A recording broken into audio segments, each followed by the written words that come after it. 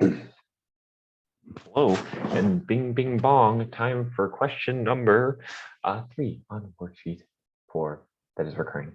So this question is basically kind of a syntax heavy question. There's not a lot of code to actually write here. It's more about understanding how these different variables that we're working with in different types of classes are going to relate to each other. So basically the first thing we're going to do is we are going to look at this class that is defined here. We have this animal class, and we're going to try to extend this class with a cat class. So let's take a look at this class before you even read the question. This is a class animal. It has these protected things. The question tells you don't really worry about protected. It's basically in this context the same thing as public. So you can just imagine that these are public. We have this animal class. It has a name, it has a noise, and it has an age, basically. Those are all things that kind of make sense for an animal class to have. Let's take a look at the constructor here. It takes a name, it takes an age. So this probably does what you would expect. Assigns to the name, assigns the age to age, and then sets basically a default noise to be hum. So animal, right, is not a specific animal. It's not a dog, it's not a cat, it's just a general animal. So we say the noise is hum. It's basically a filler. The idea being that you're going to override this and change it based off what type of animal you have. This also has a couple little methods here. I think both of these make some sense. So we have this make noise method. Basically, all it's going to do is it's going to either print the noise of the animal, or it's going to print it in all uppercase if it's a very young animal. So it's either going to say huh or huh with all capital letters if the age is less than 2. Similarly, you have this greet, which just says the animal makes its noise, right? Again, remember, make noise is either going to be uppercase or lowercase, depending on the age of the animal. Okay, so basically what we're trying to do here is we're trying to create a class cat, which extends animal, and we want it to make a meow noise. And we want this noise to be the same. We want this noise to be in all caps if the cat is less than 2 years old, if it is a kitten. So in other words, we're going to want to basically somehow set these variables in such a way that we can just call this method here and have it basically work exactly the way we want it to, right? So we want to do something with inheritance to make that happen. Okay, so the first thing you might think to do is make a constructor for the cat, because we obviously do not want to use this constructor, right? Because this constructor sets the noise to be huh, and we don't want the noise to be huh. So this is going to basically be the same thing. It's going to take a string name. It's going to take an int age. And I can probably, move this down a little bit.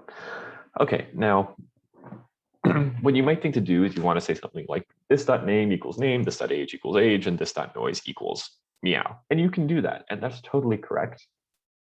But we can also take advantage of inheritance here to make it a little bit cleaner. So what we can actually do is we can super the name and the age. And basically what this is going to do is super is going to call the parent constructor.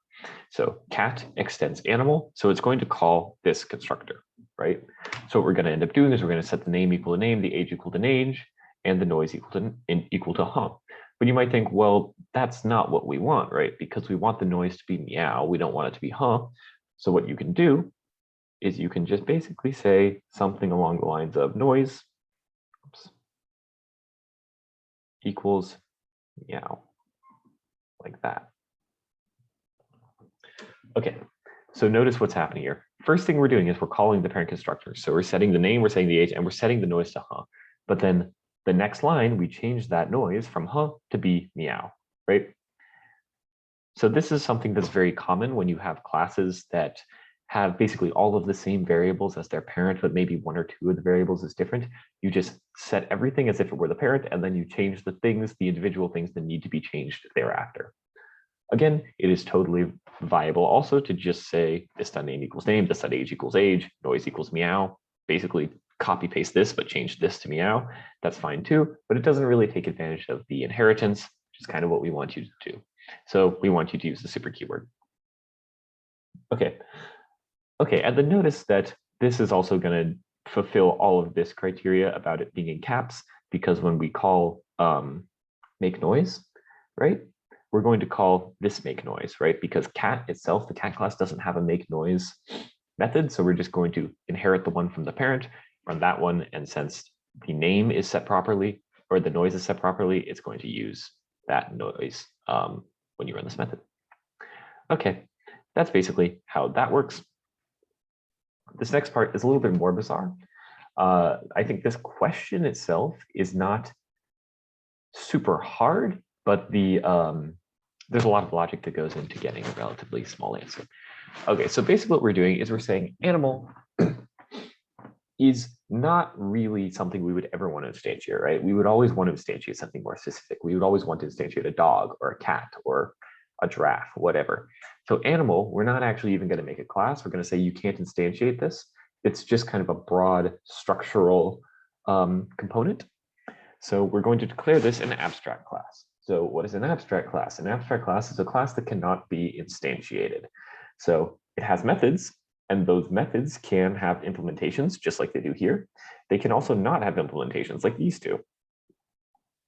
Notice here that there is no constructor also for an abstract class, because you cannot construct an instance of an abstract class, so it doesn't make sense to have constructor. At this point, you're probably relatively familiar with interfaces, having done project one. Abstract classes and interfaces are very, very similar, because just like an interface, this cannot be instantiated on its own. It can also have these methods which are declared but not actually implemented, it being, of course, the responsibility of the extending class to implement these methods. And in the same way that an interface can have default methods, an abstract class can have these types of methods, which are just regular methods that are implemented in the class. Notice here that unlike in an interface, though, you need to have this abstract keyword in any of these methods that are declared abstract. You can't just declare them the way you would in an interface. Another thing to notice is that in an interface, all methods are by default public. Even if you don't label them as such, they become public by default. Whereas in an abstract class, you can have like a private method like you have here, right? Other than that, they're really quite similar. It used to be the case in Java that interfaces were much less powerful. Interfaces could not have default methods until recently. So if you wanted to do something like this, you had to use an abstract class. But interfaces have become more and more, they've added more and more features to them over the years. So the line between abstract class and interfaces is kind of beginning to blur a little bit more. So for the most part, they're pretty similar. Anyways, so what we're going to do here is we're basically going to implement our cat class from earlier. But now that the animal method is abstract, we're going to have to make some changes to make sure that everything works properly. Okay, so first thing to note is we have class extends animal. Remember, this is an abstract class, not an interface, so we're extending, we're not implementing, even though the actual work of what we're doing is going to be pretty similar. And notice that there are two constructors here. There's no questions about these constructors, but I want to go over them because you may not have seen something like this before. So in the previous example, we could use super on the cat constructor because the animal constructor was the parent and had a super. We would super and we would change whatever we wanted.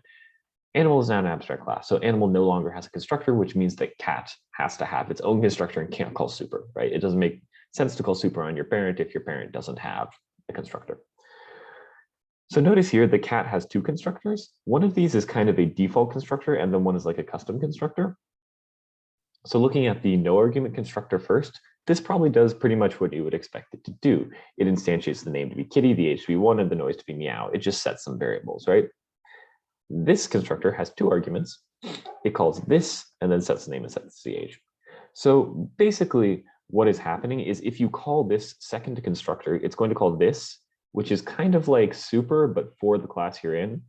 In other words, when you call this, it's just going to run this constructor. This constructor will run and then you will continue. So this is the same kind of thing we did with the super before. In this one, you're going to call this, which is going to create a cat that has a name kitty. It has an age 1, and then it has a noise meow. Then right after you call this constructor, you're going to change that name to whatever it's supposed to be. You know, you're going to change that age to whatever it's supposed to be, and you're going to keep the meow. So conceptually, it's the same thing we do with super. We just called another constructor and then changed the variables thereafter.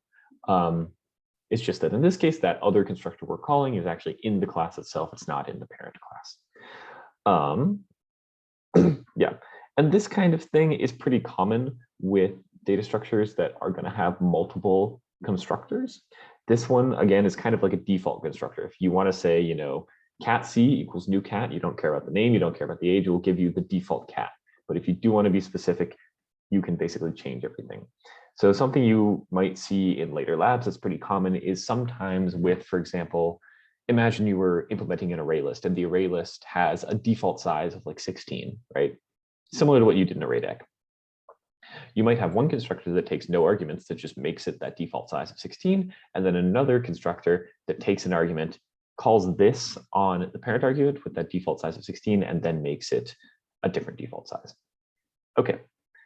Anyways, so there's nothing on it in terms of the actual question. There's nothing you have to answer, but I think it's some syntax you might want to be familiar with. It might be weird if you haven't seen it before and it comes up somewhere. Okay, so now we want to override these two methods here. So when we are overriding methods, the method signatures have to match exactly. So you may have had some issues in project 1 where you tried to maybe override an interface method and it told you, hey, the arguments don't match, this is an issue, or the access modifier, which is the public-private kind of thing, doesn't match, that's an issue. It's the same kind of thing here. Basically, we just have to copy public void and we have to copy private void, right? Shout is a public void method. So when we implement shout here, it also has to be public void, right? And then similarly, when we implement count, count is private void. So when we implement it down here, it has to be private void. This is just to highlight that in an interface, you cannot have private methods, but in an abstract class, you can. So you don't actually have to implement any of this stuff. It's all implemented for you. This is just asking you about the access modifiers. And this is just some kind of syntax and some little notes to get used to. So I hope this all makes sense, and goodbye.